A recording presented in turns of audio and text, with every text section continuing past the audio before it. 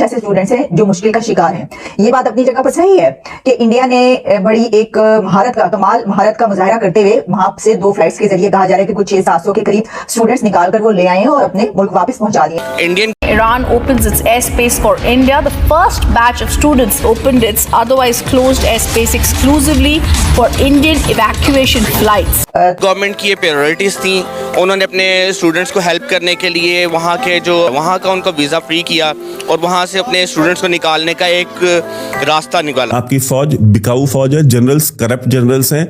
आपकी फौज सिर्फ और सिर्फ आपके अपने निहत्थे लोगों को मार सकती है, बाकी न ये इजराइल से लड़ने के जोगे है न इंडिया से लड़ने के जोगे है।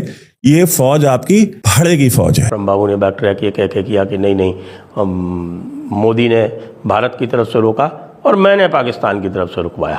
उन्होंने ये पूरा क्लेम कर दिया कि वो पाकिस्तान को ओन करते हैं और पाकिस्तान में आसिम मुनीर वहाँ बैठा हुआ इस बात को कॉन्टेस्ट भी नहीं कर रहा है। ईरान ने ये धमकी इसको ना कहें तंबीह जो है वो तमाम इर्द गिर्द के मुल्कों को भेजी है। कतर की उन्होंने जिम्मेदारी लगाई है क्योंकि कतर के साथ उनकी बातचीत है। उन्होंने कतर को ये कहा है कि तमाम इर्द गिर्द के मुल्कों को बता दें, स्पेशली मुसलमान मुल्कों को जाहिर है कि जिसकी भी जमीन हमारे खिलाफ इस्तेमाल हुई फिर वो अपने मामला का खुद जिम्मेदार होगा।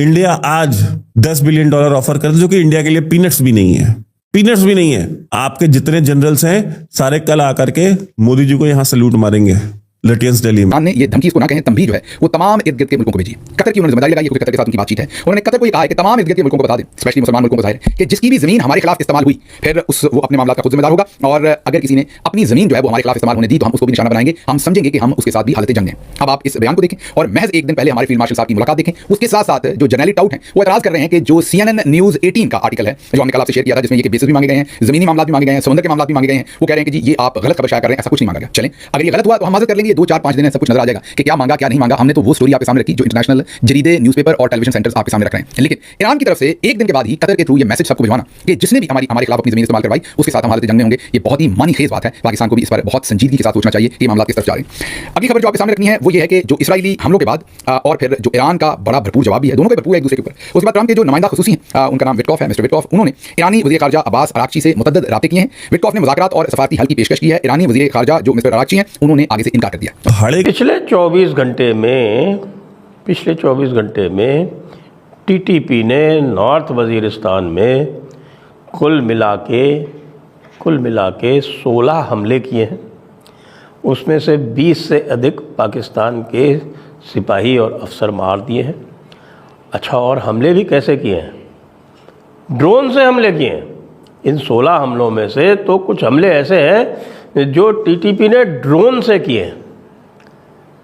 अब पाकिस्तान के एयर डिफेंस की क्या स्थिति है आप इसी से समझ सकते हैं कि TTP आराम से अपने ड्रोन उड़ा रहा है नॉर्थ वज़ीरिस्तान में और जम के हमले कर रहा है और इनके भाई लोग जो हैं वो मारे जा रहे हैं कचरे की तरह। और दूसरी तरफ आसिम मुनीर मियाँ जो हैं वो बैठे हुए हैं कहाँ? अमेरिका में। अच्छा, दूसरा और जो फॉलोआउट था वो भी आ गया है सामने। देखिए, मेरी जो भविष्यवाणी थी वो कोई भविष्यवाणी नहीं थी, मैंने कोई कुंडली देख के नहीं कही थी। ये जो कुछ भी कहा था वो विश्लेषण था। कुछ लोग अपने विश्लेषण को भविष्यवाणी बता देते हैं, लेकिन मेरा विश्लेषण था और वो पूरी की पूरी तरह जो स्थिति है उसको आकलन करके ये कहा गया था। और आपको मैंने कुछ दिन पहले बताया था कि भाई जो चाइना, कुछ दिन पहले क्या, जो सवेरे वाला जो वीडियो था उसी में बताया था आपको कि भाई चाइना जो है वो भी नाराज़ हो गया है पाकिस्तान से, क्योंकि चाइना ये उम्मीद कर रहा था कि भाई जो US के कुछ सीक्रेट्स हैं या US से अभी मांग कर रहा है पाकिस्तान कि भाई हमको थोड़ा एयर डिफेंस दिया जाए, हमको कुछ और दिया जाए। US इस पर जो है वो कह तो रहा है, ऊपर से आपको पता है ट्रंप की बात का कोई भरोसा नहीं है।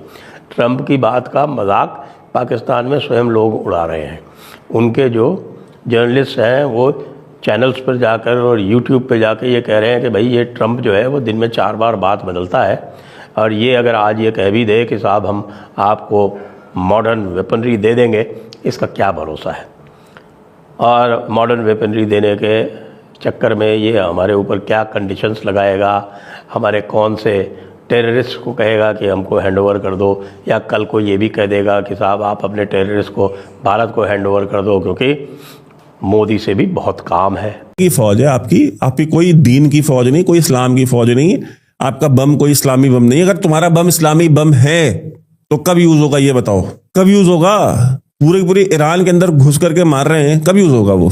तो आपका बम भी कोई इस्लामिक बम नहीं है। वो बम का जो बटन है वो बटन अमेरिका के पास है, तुम्हारे पास नहीं है। ये जो इल्यूजन में थे आपका इल्यूजन दूर कर रहा है आसिम मुनीर। ईरान वॉर में, अफगानिस्तान वॉर में किया मुशर्रफ ने, अब इस वॉर में ये दूर कर रहा है। बड़ी बड़ी कहानियां किससे आप छोड़ दें। आपकी फौज बिकाऊ फौज है, जनरल्स करप्ट जनरल्स हैं। आपकी फौज सिर्फ और सिर्फ आपके अपने निहत्थे लोगों को मार सकती है, बाकी न ये इजराइल से लड़ने के जोगे है, न इंडिया से लड़ने के जोगे है। ये फौज आपकी भाड़े की फौज है। इंडिया आज $10 बिलियन ऑफर कर, जो कि इंडिया के लिए पीनट्स भी नहीं है, पीनट्स भी नहीं है। आपके जितने जनरल्स हैं सारे कल आकर के मोदी जी को यहां सल्यूट मारेंगे लटियंस दिल्ली में, प्रधानमंत्री आवास पे आकर के। ये आपकी फौज की औकात है। तो बाकी हमारे जो भाई हैं, आप लोग हमें सपोर्ट जरूर कीजिए, चैनल आपके सपोर्ट से चलता है।